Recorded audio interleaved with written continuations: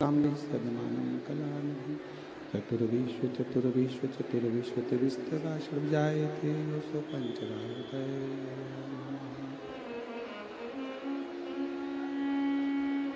बोल विश्वनाथ भगवान की जय।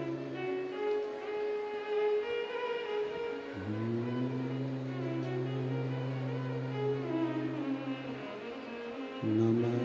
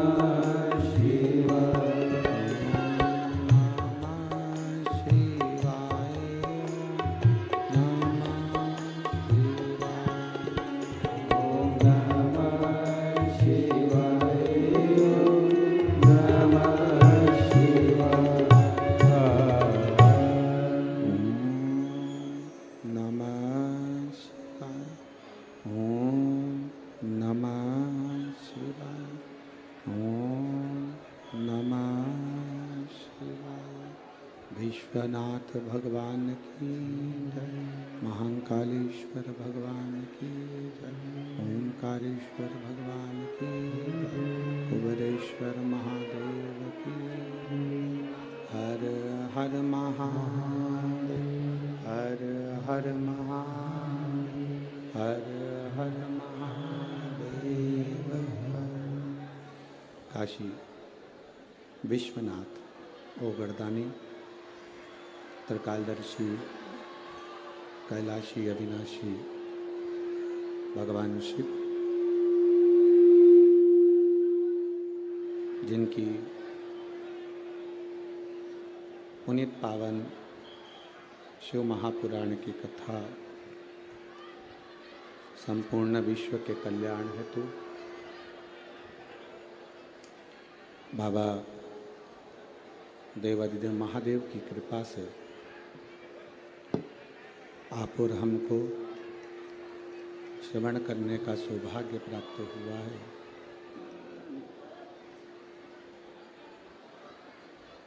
भगवान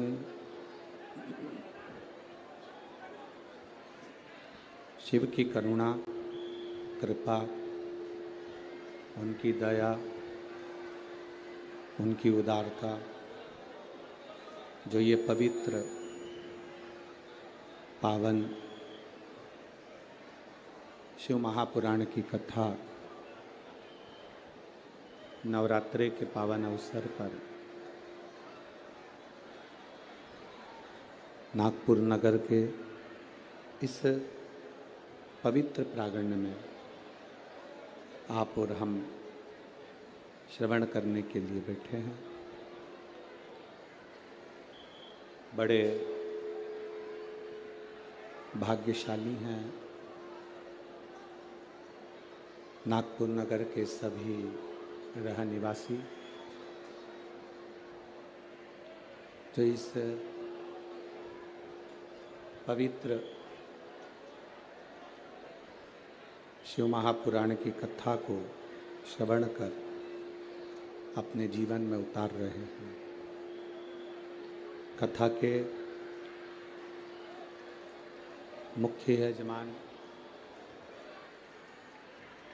मुख्य यजमान श्री मोहन गोपाल राव जी मते, सो सविता मोहन जी मते, श्री मदन गोपाल राव मते, सो भारती मदन मते, श्री साहिल मदन मते एवं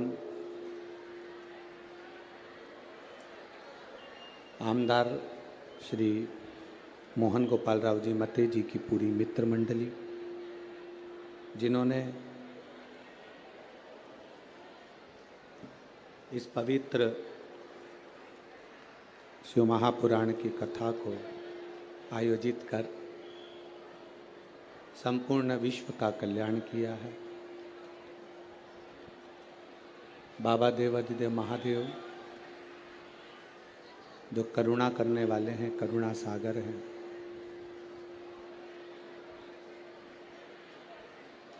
जो नित्य प्रति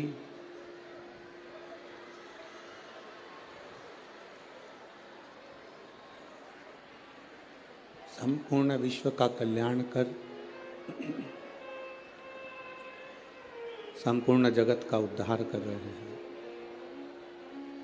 कथा मंडप में विराजमान सभी संत, साधु, गुरुजन, ब्राह्मण जन, तपस्वी जन, जिन्होंने 5 दिवसीय शिव महापुराण की कथा को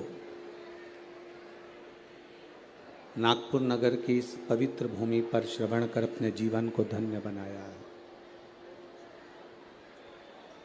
5 दिवसीय शिव महापुराण की कथा में आज चतुर्थ दिवस है।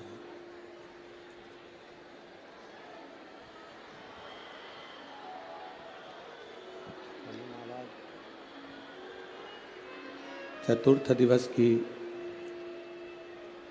कथा आज यहाँ प्रारंभ हुई है। भक्ति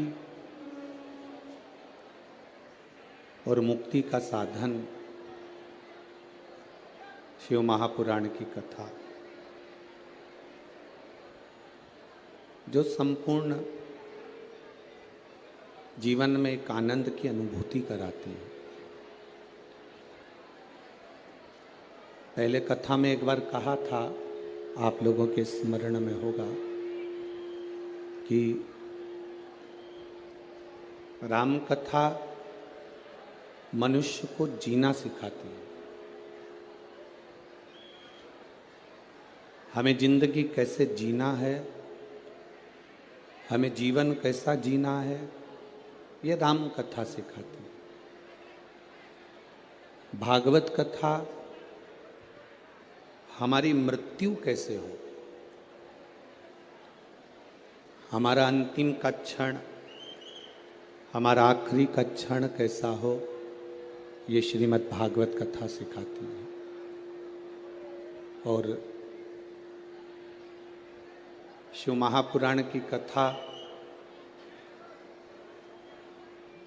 हम अपने जीवन को जीते जी, हम अपने जीवन को, अपने कार्य को करते हुए, अपने कर्म को करते हुए भगवान की अविरल भक्ति को कैसे प्राप्त कर सकते हैं, ये शिव महापुराण की कथा सिखाती है।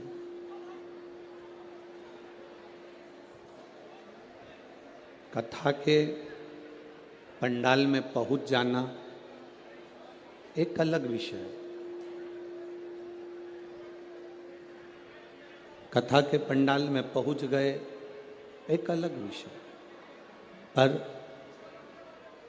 कथा के पंडाल में पहुंचकर कथा का रस तत्व अपने जिंदगी में उतारना, ये एक अलग विषय।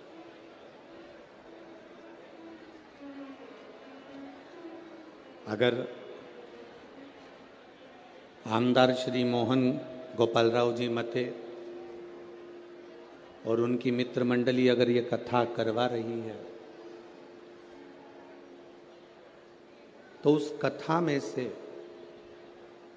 हम अपनी जिंदगी में शंकर की भक्ति को ऐसे प्राप्त कर लें, शिव की भक्ति को अपने जीवन में ऐसे उतार लें कि ऐसा लगे कि शिव हमारा है और हम शंकर के हैं, इसके सिवाय कुछ समझ नहीं। महाराज शिव महापुराण की कथा कहती है, शिव का दर और शिव का घर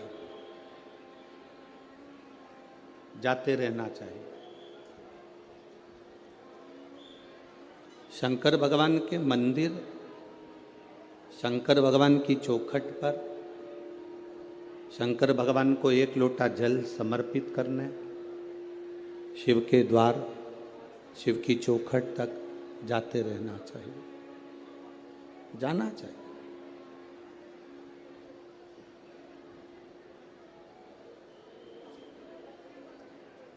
सारे घर द्वार जब छूट जाते हैं, अंत समय में जब हमारा घर, परिवार, दरवाजा, द्वार सब छूट जाता, तब उस समय पर इस शरीर में से प्राण भी छूट जाते हैं, इस शरीर में से प्राण भी निकल जाते हैं। अकेला शरीर, ये बॉडी, ये शरीर पड़ा रहता है।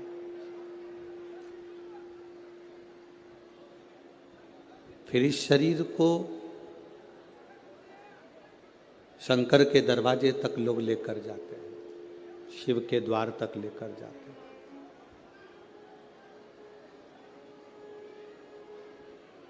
सबका दरवाजा बंद हो सकता है,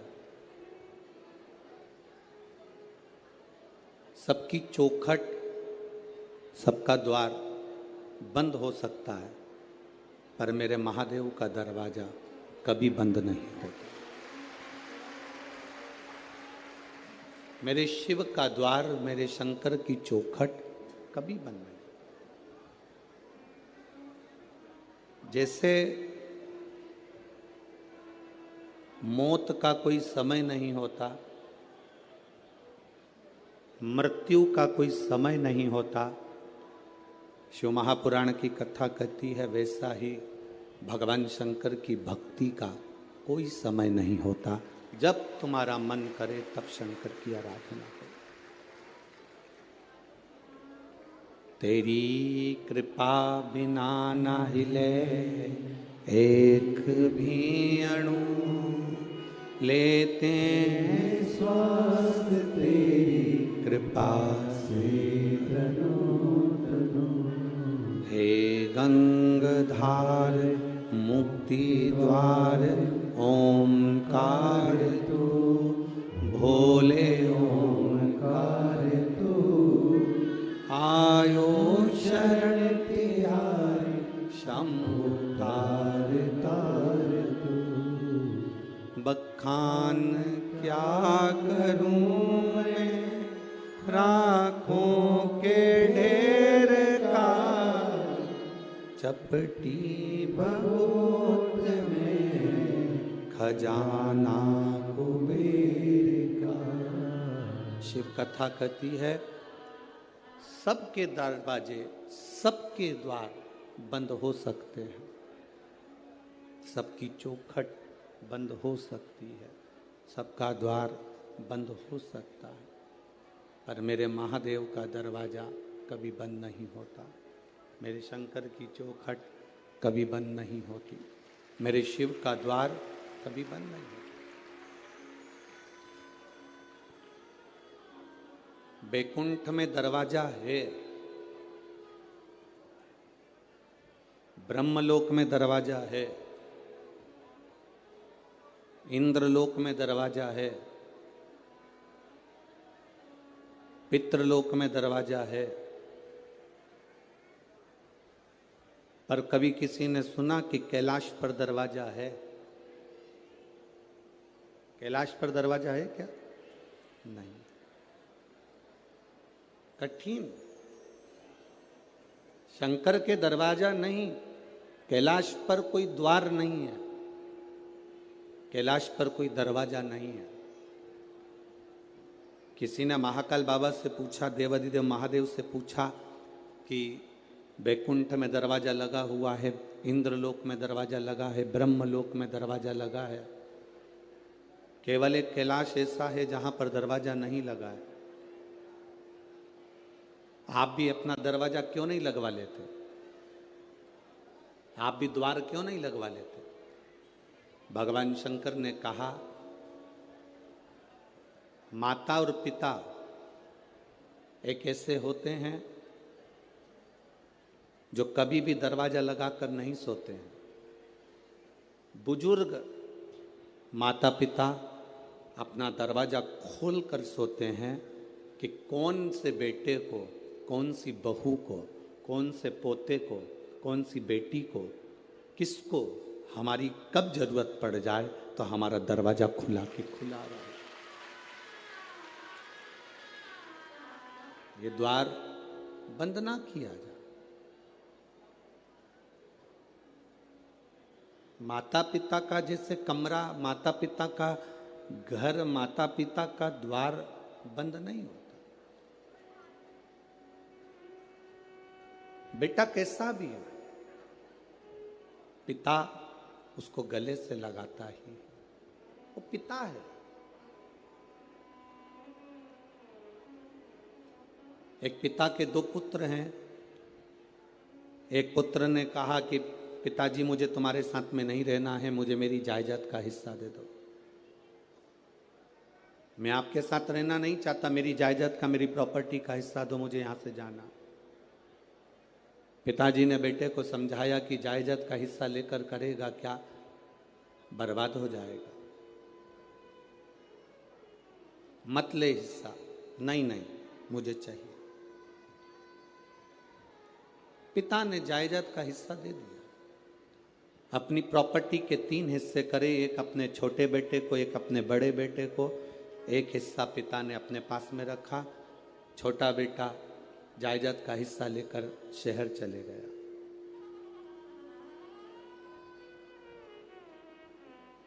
शहर में गया तो उसके बहुत सारे मित्र बन गए,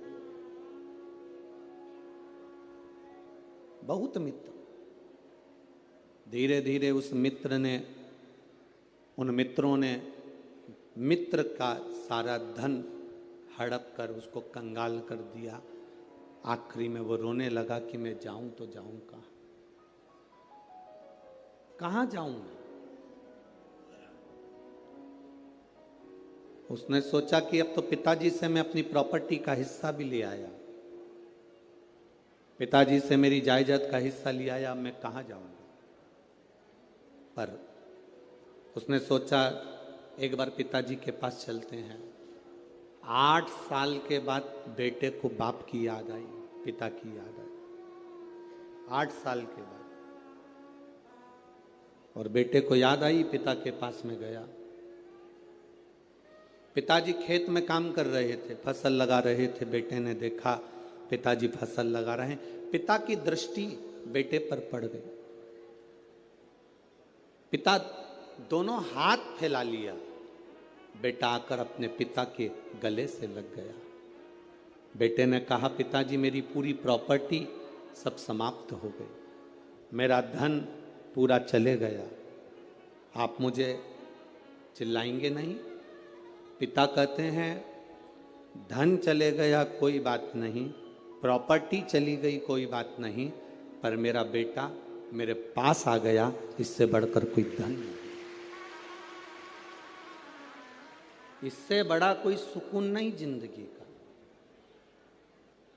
मेरे भगवान देवादिदेव महादेव का जो दरवाजा है एक पिता का दरवाजा है। मेरे शंकर का द्वार एक पिता का द्वार है।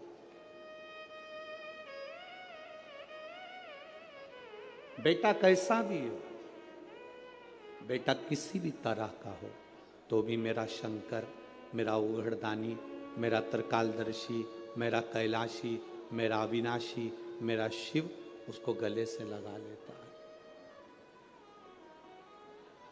अपने बेटे को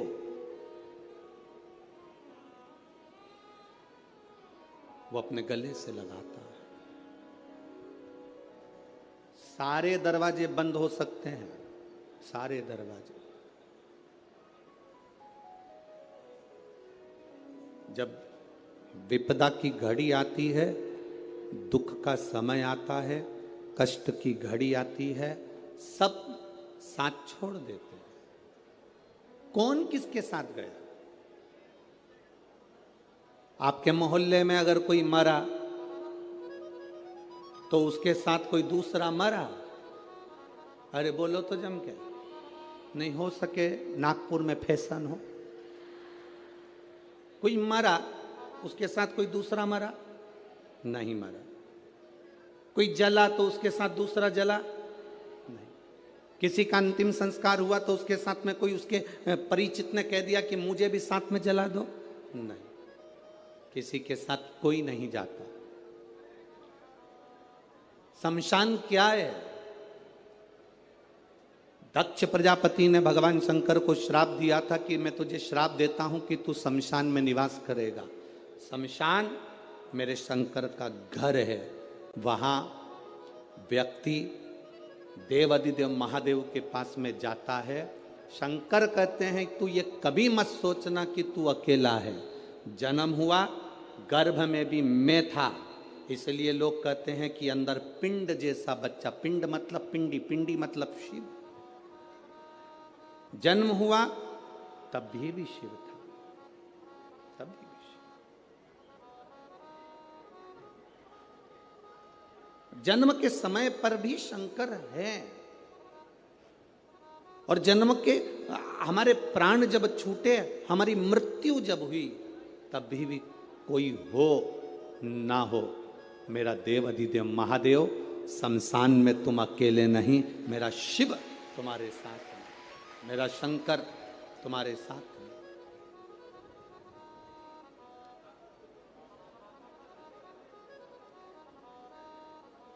संसार में दो चीजें दो लोगों से नहीं पूछी जाती है। पूरे संसार में दो चीजें दो लोगों से नहीं पूछी जाती है। एक, स्त्री से उसकी आयु नहीं पूछी जाती है। बोलो सही है कि गलत है? संसार में दो चीजें दो लोगों से नहीं पूछी जाती है। एक, स्त्री से उसकी आयु नहीं पूछी जाती है, और दूसरा, पुरुष से उसकी आय नहीं पूछी जाती है। स्त्री से आयु नहीं पूछी, पुरुष से आय नहीं पूछी। क्यों नहीं पूछना चाहिए?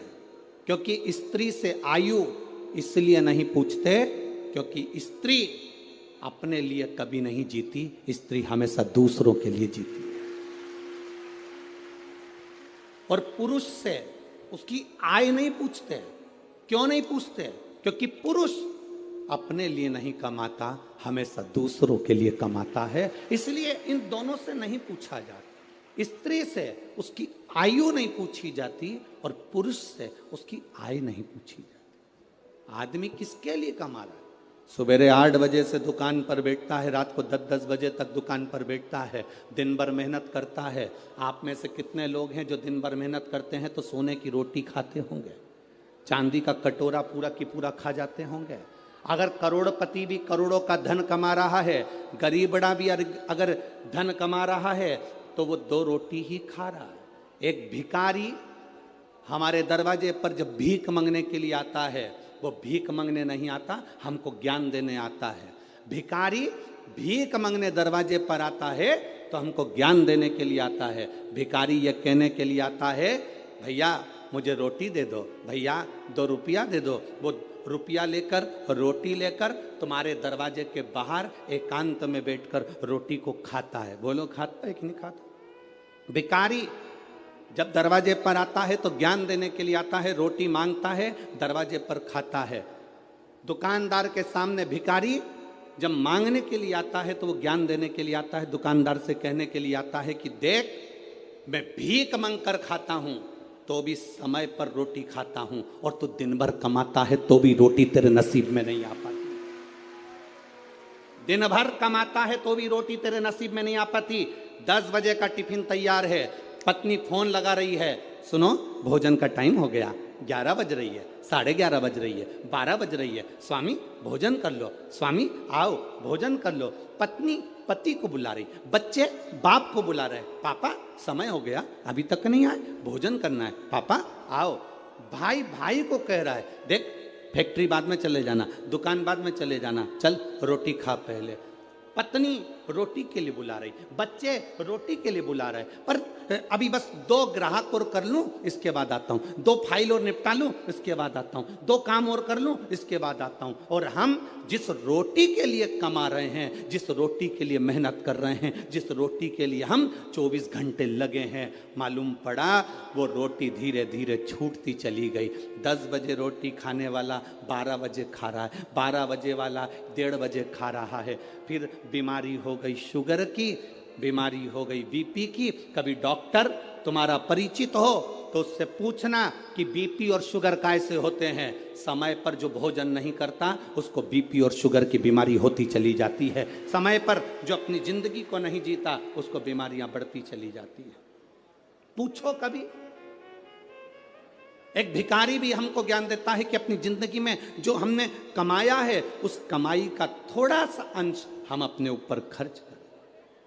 हम कमाई का अंश, इस व्यासपीठ से कभी नहीं कहा आपसे कि आप अपने धन को किसी को दे दो, आप अपने धन को किसी को दान कर दो। हम कभी नहीं कहते इस व्यासपीठ से कि तुम तुम्हारी संपदा उठाकर किसी को दिया ना या किसी को दान करिए आना। हम इतना जरूर कहते हैं कि तुमने जो कमाया है, तुम जो कमा रहे हो उसको अपने ऊपर खर्च जरूर करना, जिससे लगे कि तुमने मेहनत कर कर कमाया तो अपने ऊपर खर्च किया। खर्च किया तुमने।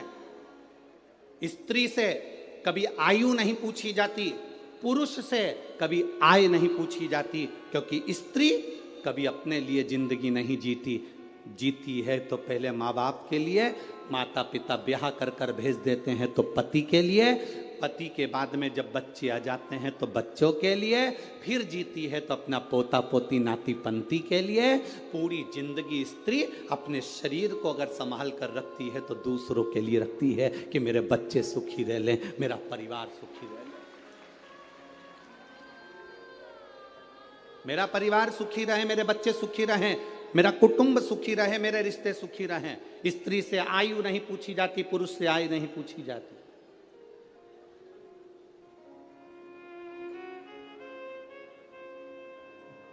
जो दूसरे के लिए जीता है उससे क्या पूछोगे? क्या पूछोगे?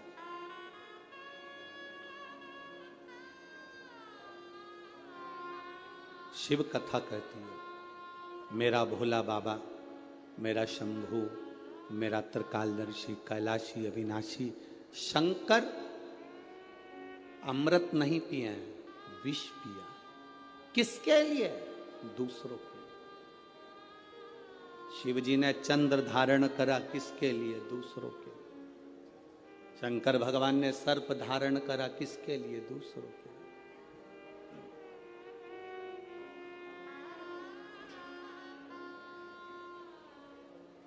सर्वे भवन्तु सुखी।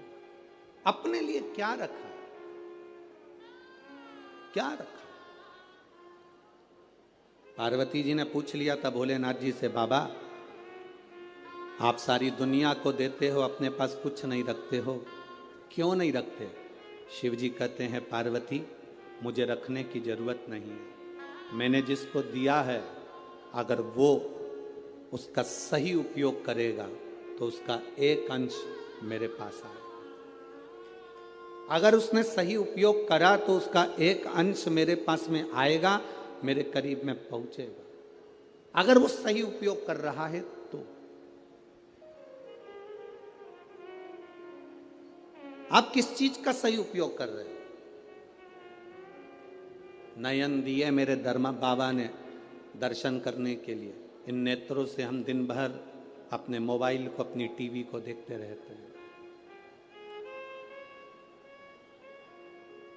श्रवण दिए भगवान ने कथा को सुनने के लिए, हम इससे कथा श्रवण नहीं कर पाते। मुख दिया मेरे दातार ने भजन करने के लिए, हम भजन नहीं कर पाते। पांव दिए मंदिर तक जाने के लिए, हम जा नहीं पाते। हाथ दिए जनमानस की सेवा के लिए, हम सेवा नहीं कर पाते। शरीर का प्रयोग करा कहाँ? मुख का प्रयोग करा मदिरा पीने में, शराब के नशे में, गंदे नाली के पानी में। कान का प्रयोग करा निंदा और चुगली और गाली सुनने में। नेत्रों का प्रयोग करा गंदी चीजें देखने में। पांव का प्रयोग करा गंदी जगह जाने में। हाथ का प्रयोग करा गंदी वस्तुओं को छूने में। हमने प्रयोग करा क्या?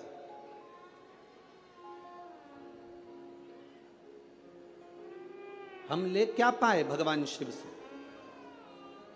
शंकर के मंदिर जाना, जल का पात्र लेकर जाना, वहां से खाली पात्र लेकर मत आना। आपको पहले भी कथा में कहा, बोला था कि नहीं बोला था?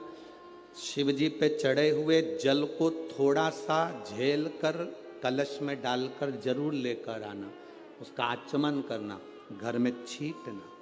शंकर के पास जाना तो कभी खाली वापिस मत आना।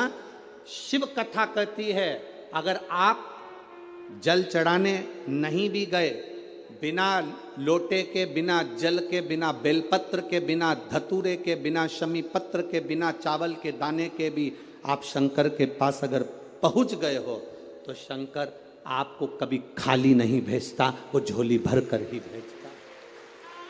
शिव भक्ति होती ही ऐसी है।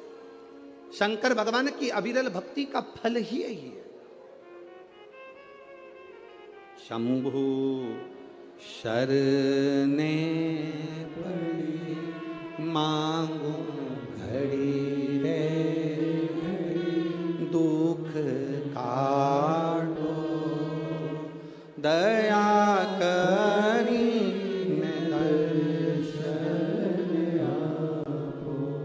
शिव कथा कहती है भगवान की शरणागति के करीब में जब हम जाएं तो हम भगवान से कुछ मांगे चाहे ना मांगे, वो दिल से देता जरूर है, दिल से देता।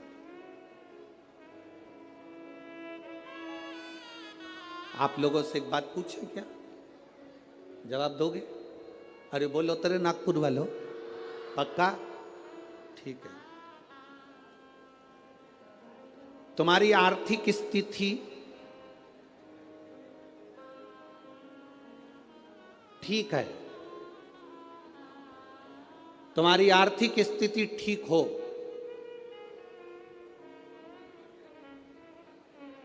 और मानसिक स्थिति ठीक नहीं हो तो आर्थिक स्थिति का कोई कारण, कोई अच्छा फल होगा क्या? जम के तो बोलो जरा। और अगर तुम्हारी आर्थिक स्थिति ठीक नहीं हो, तुम्हारे पास में धन नहीं हो, ज्यादा गाड़ी बंगला नहीं हो, और तुम्हारी मानसिक स्थिति ठीक हो तो उसका फल होगा कि नहीं होगा? होगा ना। उसका फल, यही नागपुर की कथा आज चतुर्थ दिवस की कथा प्रत्येक मानव के जीवन में जानना चाहिए। तुम्हारे घर में धन बढ़े चाहे ना बढ़े, पर तुम्हारा मन और तुम्हारी बुद्धि चित्त तुम्हारा अच्छा होना चाहिए, तो तुम्हारा धन अपने आप बढ़ जाए। आर्थिक स्थिति ठीक हो और मानसिक स्थिति ठीक नहीं हो तो धन का क्या करोगे? पैसा क्या खाओगे कि डनलप के गद्दे को छाती पे धर के ले जाओगे? क्या करोगे उस धन का? आर्थिक स्थिति से ज्यादा जरूरी है मानसिक स्थिति ठीक होना। मन ठीक नहीं है, दिमाग ठीक नहीं है, बुद्धि ठीक नहीं है, चित्त ठीक नहीं है, तो करोड़ों का धन अलमारी में भरा रहे तो उसका मतलब क्या है? क्या मतलब? सारे देवताओं में 33 कोटि देवी देवताओं में सारे देवताओं की आर्थिक स्थिति बिल्कुल ठीक है। करोड़ों का धन है, संपदा है, सुख है, वैभव है।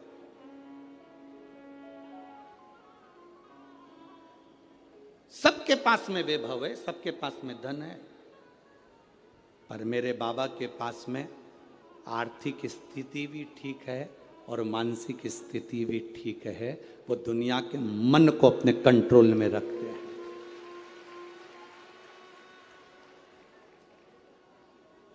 एक बार लक्ष्मी जी ने नारायण से कहा था, प्रभु आपका और हमारा झगड़ा होता रहता है, आपका और हमारा विवाद होता रहता है, आप हमारे पति, हम आपकी धर्म पत्नी और विवाद करते हैं। ब्रह्माणी ब्रह्मा जी से कहती, आप और हमारा विवाद होता रहता है। धन बढ़ गया पर घर में सुख भी तो होना चाहिए। शिव भगवान नारायण ने कहा, लक्ष्मी घर की मानसिक स्थिति ठीक करने का सबसे सुंदर तरीका है, सबसे सुंदर तरीका, लक्ष्मी शिव की आराधना करो। लक्ष्मी जी ने कहा, मैं शंकर की आराधना? हाँ। लक्ष्मी जी ने कहा, आप कह रहे हो बिल्कुल सही है। मेरी मां, लक्ष्मी जी की मां का नाम क्या था? भगवान नारायण की सासू का नाम क्या था? ख्याति देवी। क्या नाम था? ख्याति देवी। लक्ष्मी जी की मां भगवान विष्णु जी की सासू ख्याति देवी। लक्ष्मी जी कहती हैं, मेरी मां ने भी मुझे कहा था कि जब मन श्रेष्ठता में ना जाए, मन विचलित हो, मन में चिंता लगी हो, मन विचलितता में हो, तब शंकर भगवान के पार्थिव शिवलिंग का निर्माण कर कर उसकी आराधना करना। आप रोज प्रतिदिन यहां जितने लोग भी कथा सुन रहे हैं और जितने लोग आस्था चैनल पर, फेसबुक, यूट्यूब पर कथा सुन रहे हैं, बहुत कम लोग होंगे जो रोज शंकर भगवान का पार्थिव शिवलिंग बनाते होंगे और उसकी पूजन करते होंगे। बहुत कम लोग होंगे जो पार्थिव शिवलिंग का निर्माण कर कर उसका पूजन करते होंगे, बहुत कम लोग। अगर हम रोज पार्थिव शिवलिंग का निर्माण नहीं कर सकते, हम रोज भगवान शंकर के शिवलिंग का निर्माण कर कर पूजन नहीं कर सकते, तो कम से कम एक काम हम रोज कर सकते हैं, अपने घर से जल ले जाकर शंकर जी को समर्पित कर सकते हैं, जिससे बाबा हमारे हृदय की दशा को जाने।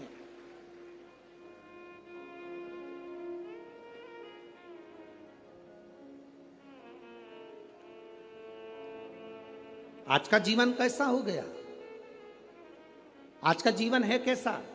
जैसे सरकारी स्कूल का टीचर, सरकारी स्कूल में नौकरी करने वाला, सरकारी स्कूल में पढ़ाने वाला टीचर अपने बच्चे को पढ़ाता है प्राइवेट स्कूल में और कामना करता है भोलेनाथ जी से कि मेरे बेटे की नौकरी सरकारी स्कूल में लग जाए। जरा विचार करना, सरकारी स्कूल का टीचर अपने बच्चे को पढ़ाता है प्राइवेट स्कूल में और नौकरी लगवाना चाहता है, बोलो जम के बोलो जरा, सरकारी स्कूल में। हमारी बात दुनिया के लोगों को बहुत बुरी लगती है महाराज, बाद में कहते हैं सियोर वाले महाराज को बोलने का तरीका नहीं है।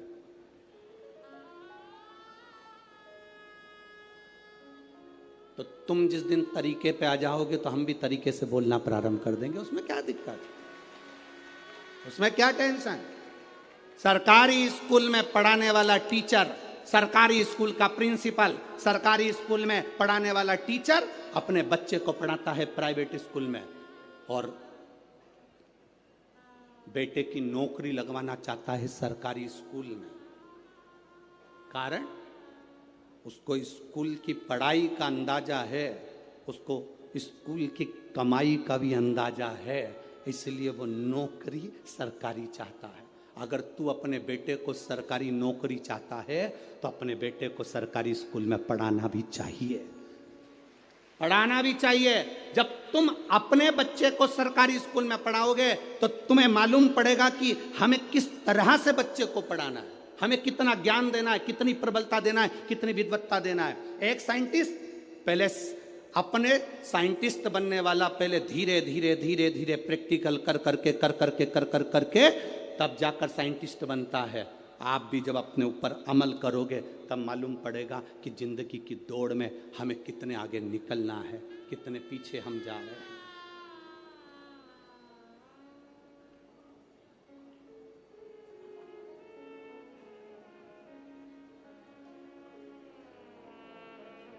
कितने पीछे जा रहे हैं।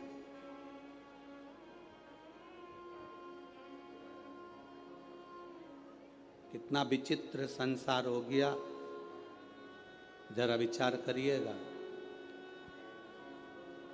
वो तो अब शिव महापुराण की कथा होती है तो ये लाखों की भीड़ अब जुटने लगी है, अब आने लगी है।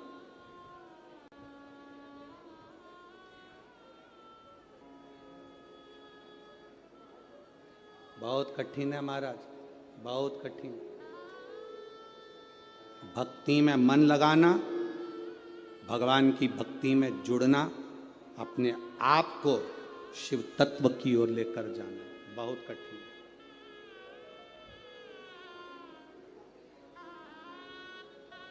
अपने भीतर से शंकर की ओर जाना।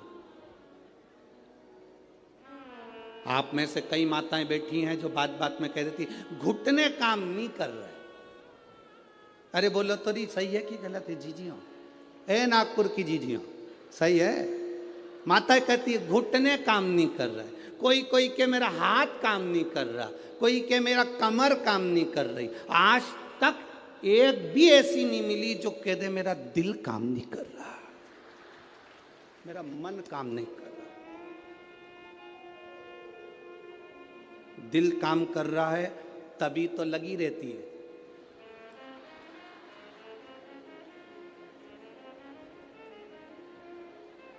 घुटना भले काम नहीं करे पर दिल,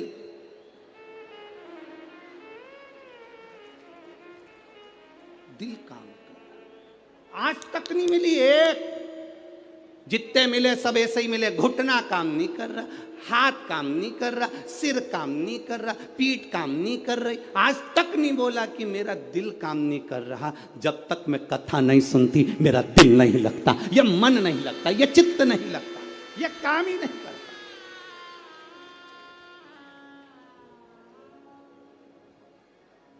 ये दिल नहीं लग रहा, ये मन नहीं लग रहा।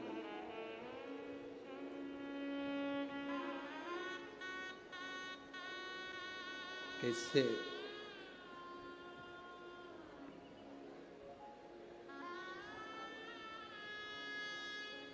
भगवान शंकर की भक्ति के बिना ये मन कैसे लग जाए? कैसे? अरे खानो नहीं भावे मने पीनो नहीं भावे, दौड़ दौड़ मन सत्संग जावे। और मैं तो शिव की दीवानी ऐसी हो गई रे, सपनों में आवे मारे डमरू वाला।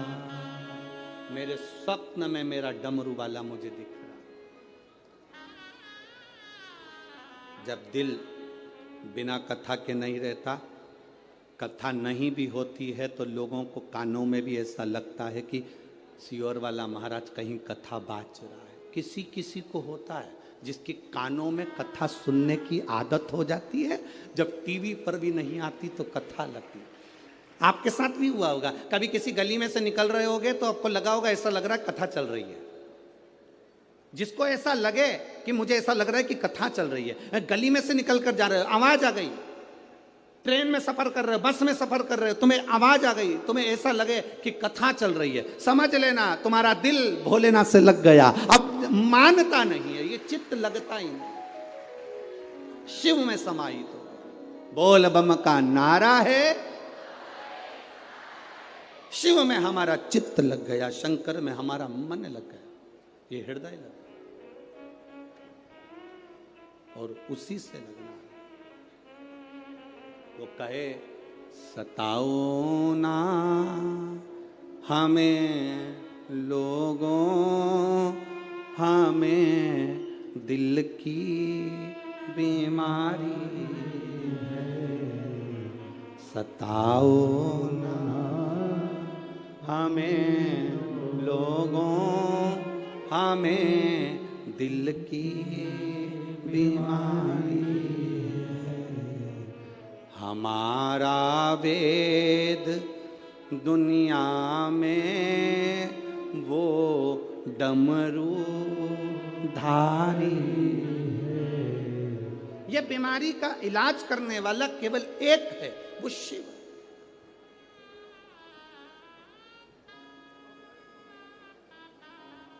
अभी अभी इससे पहले जो कथा हुई थी छत्तीसगढ़ की, सुनी थी? अरे बोलो तो। हमने उसमें कहा था दर्जी शर्ट में जेब लगाता है तो वो राइट में नहीं लगाता, वो लेफ्ट में लगाता है। कहां लगाता है? लेफ्ट में। दर्जी शर्ट में जेब, टी शर्ट में जेब सीधे हाथ में नहीं लगाता। कुर्ते में जेब दर्जी अपने सीधे हाथ पर नहीं लगाता। दर्जी अगर जेब लगाता है तो उल्टे हाथ पर लगाता है, क्योंकि दर्जी को मालूम है दिल यहीं पर होता है। ऊपर जेब लगाऊंगा, कभी मंदिर गया बेलपत्र लाएगा ना तो ऊपर की जेब में रख लेगा। ये बेलपत्र नहीं, शंकर दिल के करीब होना चाहिए, हृदय के करीब होना चाहिए। ये शिव दिल के करीब हो, हमारे हृदय के करीब हो हमारा शंकर, हमारा ओघड़ी दयालु दातार नजदीक हो हमारे। अभी कई लोग, अभी कल कथा यहाँ पर सुबह, आज की कथा तो ये 2 से 5 है, कल टीवी पर भी 2 से 5 आएगी, पर यहाँ पंडाल में जो कथा रहेगी वो सुबह 8 बजे से 11 बजे तक रहेगी। अब जो अहमदाबाद की कथा थी वो परमिशन ना मिलने के कारण बस कैंसिल हो गई, तो अब कथा होगी 3 नवंबर से 9 नवंबर तक ब्रज में, कोसी कला में, मथुरा में 2 बजे से 5 बजे तक। अब बीच में जो समय है तो कई माताओं ने विचार करा अच्छा हुआ हमारी कथा अच्छी थी तो हमारा मन नहीं लगता था काम में, अब बीच में जो समय मिल गया हम इसमें सफाई कर लेंगे। अब दिवाली की सफाई कर, अब बीच में जो समय मिला है सफाई करने का मिला। बस आपसे निवेदन है, जैसे घर की सफाई करोगे तो लक्ष्मी आएगी, दिल की सफाई रखना तो महादेव जल्दी से प्रवेश करेगा। निवेदन, वो प्रवेश कर जाए, रीझता है वो। जैसे विजयदशमी के दिन समर्पित की गई शमी का एक पत्ता, महादेव को अगर एक शमी का पत्ता विजयदशमी के दिन समर्पित कर दिया जाता है तो जिंदगी में कभी वैभव और धन की कमी नहीं आती। उसी तरह इस हृदय को शिव तत्व में समाहित कर कर रखना, समाहित। एक कथा आप लोगों ने सुनी होगी, महर्षि वर्तंतु।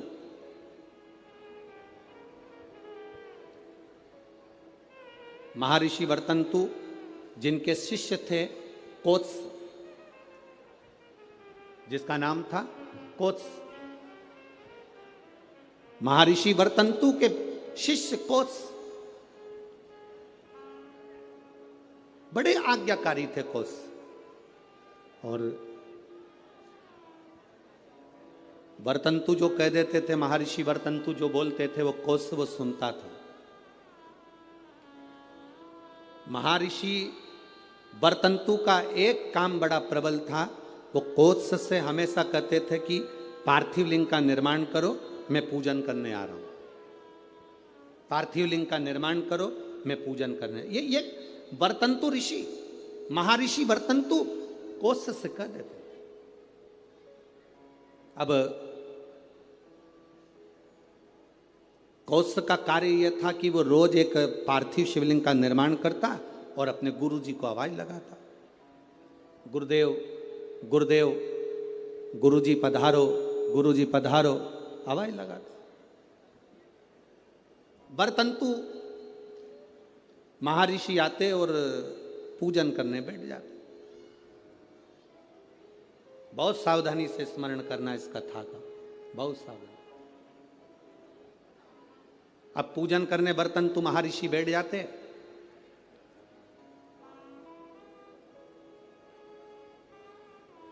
एक बार कोत्स भरी निंद्रा में सो रहा था। उसने स्वप्न में क्या देखा कि कोई काले काले से भयंकर दंत वाले आश्रम में प्रवेश कर रहे।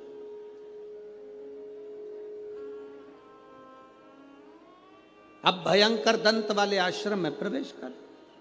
आप जरा विचार करिएगा, ऋषि के आश्रम में संत के दरवाजे पर, गुरु के दरवाजे पर कोई भयंकर जीव तो आ ही नहीं सकता, क्योंकि गुरु इतना भजन करा होता है कि सन्यासी गुरु, संत, साधु, सन्यासी, तपस्वी, साधक, उपासक इतना तप करे होते हैं कि ये यम के दूत उनके पास पहुंचते नहीं।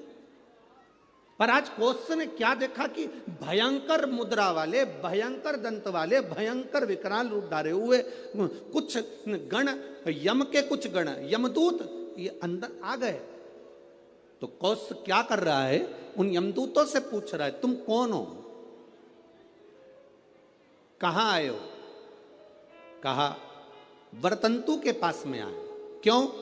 बस वर्तंतु के पास में हम पहुंचे उनको लेने के। ओ क्यों? उनको लेने के लिए तो बैकुंठ से पार्षद आना थे, उनको लेने के लिए तो बैकुंठ से विमान आना था, तो तुम उनको लेने कैसे पहुंच गए? उन्होंने तो शंकर की आराधना करी है, उन्होंने तो शिव की आराधना करी है। यमदूतों ने बड़ी सुंदर बात कही, वो आपकी भी बुद्धि में बैठना चाहिए।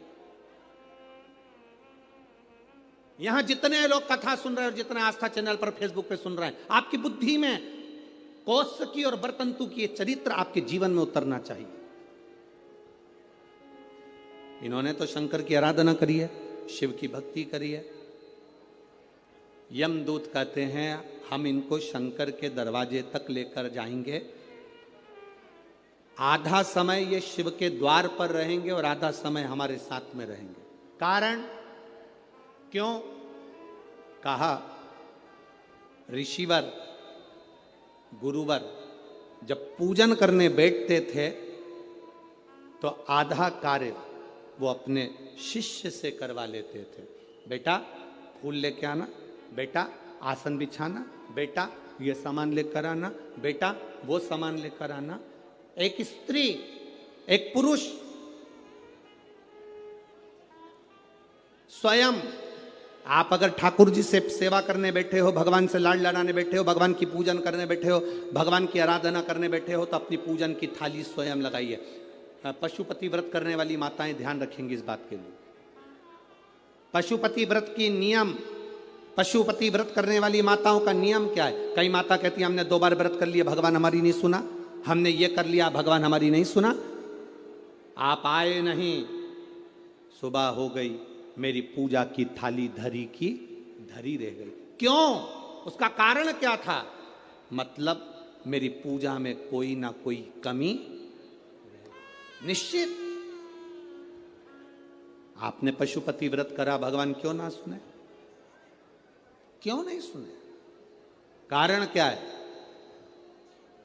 थाली पूजन की लगा रहे हो, देवरानी का व्रत है, जेठानी सामान निकाल के दे रही है, देवरानी का व्रत है, जेठानी आटा सेक रही है सीरा बनाने के लिए, हलवा बनाने के लिए, जेठानी का व्रत है, देवरानी दूध में उकाल कर खीर बना रही है। व्रत तुम्हारा, साधना तुम्हारी, मांग तुम रहे हो। शिव महापुराण की कथा कहती है, हिचकी चली, क्या बोलते हैं, हिचकी की डुचकी है, हिचकी। अब तुमको चल रही हिचकी, तुम अपनी पड़ोसन से जेठानी से कह दे मेरे बत्तल का हिचकी ले ले, ले हिचकी लेगी जेठानी?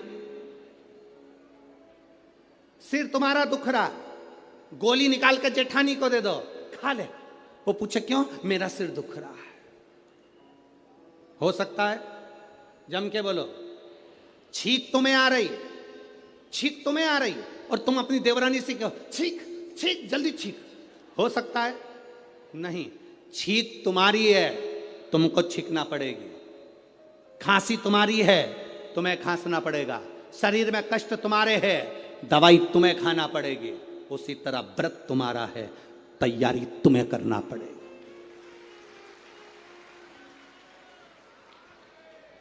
गलती हम करते हैं।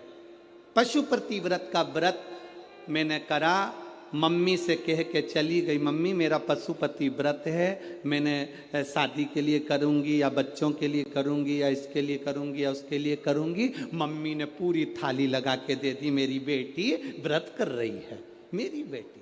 मम्मी ने पूरी थाली लगा के दे दी, प्रसाद बना के दे दिया। बेटी ने 3 बार पशुपति व्रत कर लिया और काम नहीं हुआ। बेटी बाद में कहे कि हमने भी व्रत करा था, हुआ नहीं।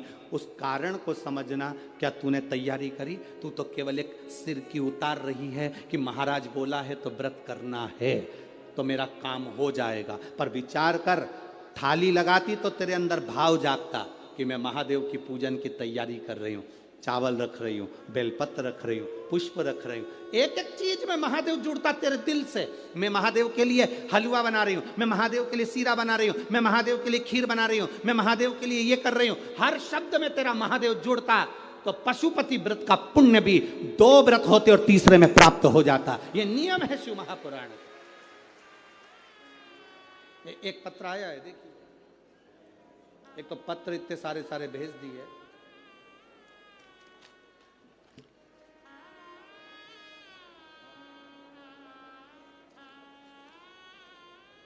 मेरा नाम काजल राहुल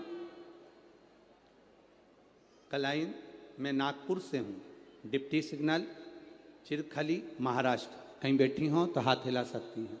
आप ही हैं? हाँ, बहुत बहुत साधुवाद, बाबा की कृपा पर बनी रहे।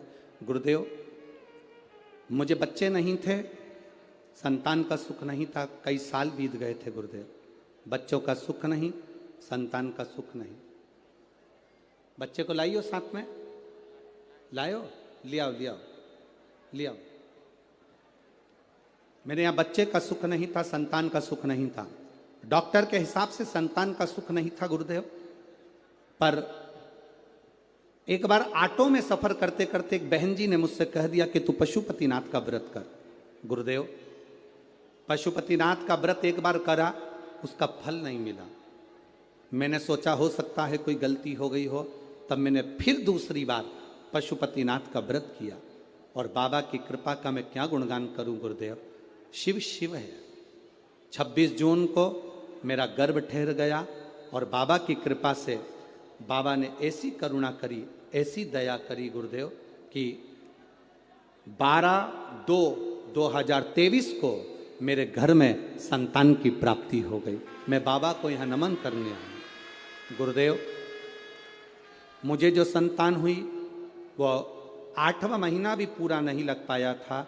डॉक्टर के हिसाब से बच्चा कमज़ोर होना था, बच्चे में बल नहीं आना था, उसके शरीर में कष्ट रहना था।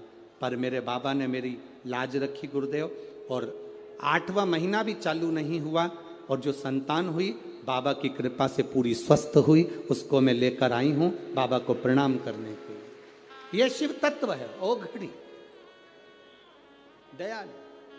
और तेरी कृपा बिना न हिले एक भी अणु, लेते हैं श्वास तेरी कृपा से तनो तनो। शिव तत्व की प्राप्ति, आपका विश्वास, आप पशुपति व्रत कर रहे हो, आप हरतालिका तीज का व्रत कर रहे हो, आप चतुर्थी का व्रत कर रहे हो, आप पंचमी का व्रत कर रहे हो, आप नवरात्रि का व्रत कर रहे हो, आप जिस व्रत को आप कर रहे हो, चाहे पुरुष करे, चाहे स्त्री करे, चाहे नारी करे, चाहे बच्चे करें, चाहे कन्या करे, चाहे बेटी करे, जो करे, उस व्रत में, उस व्रत की मूलता में आपका समर्पण होना चाहिए। उस व्रत की मूलता में आपका समर्पण।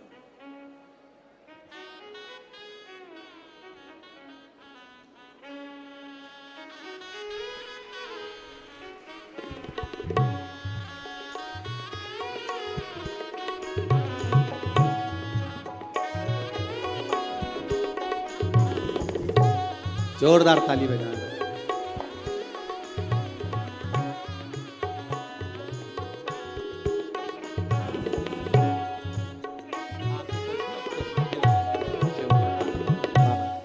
शंभू, अरे लुटा दिया भंडार कर दिया माला शिव तत्व की प्राप्ति।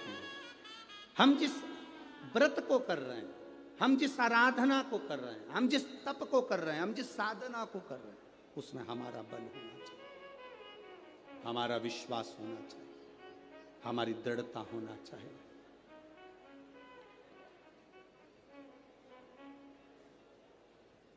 अपना विश्वास प्रबल रखिए, और जब विश्वास प्रबल होगा शिव मिलेगा।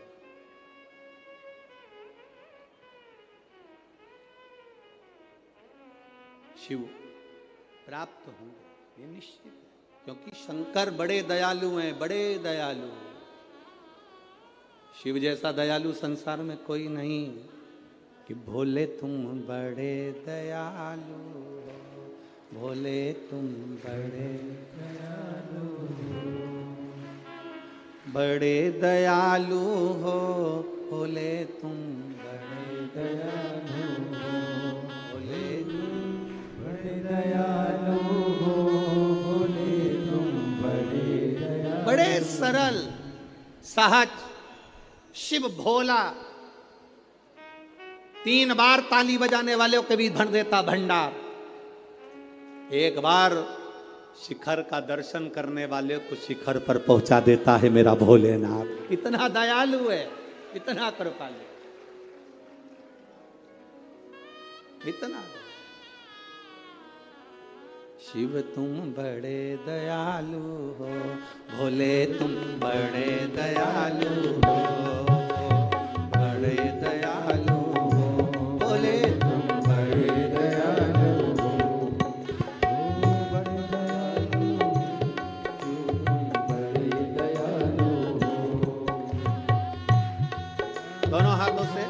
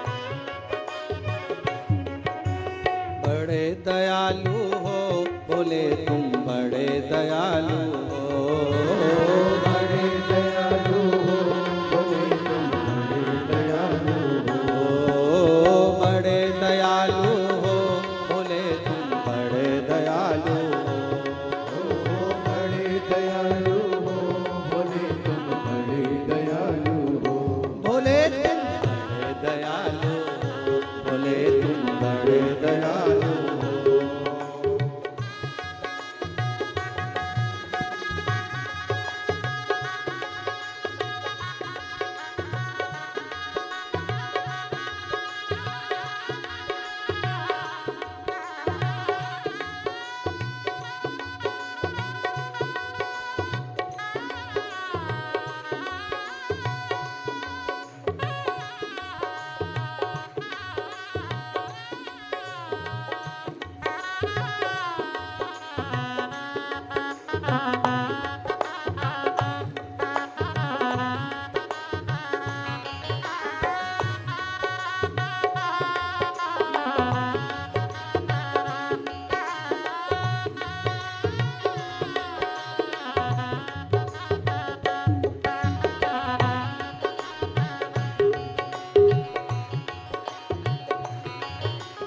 हाथ में तेरे डमरू विराजे, हाथ में तेरे डमरू विराजे, हाथ में तेरे डमरू विराजे, हाथ में तेरे डमरू विराजे, हाथ में तेरे डमरू विराजे, हाथ में तेरे डमरू विराजे, हाथ में तेरे डमरू विराजे, हाथ में तेरे डमरू विराजे, गले में नरगिस साजे, गले में सर्पों की माला साजे, गले में सर्पों की माला साजे, गले में सर्पों की माला साजे, गले में सर्पों की माला साजे, गले में सर्पों की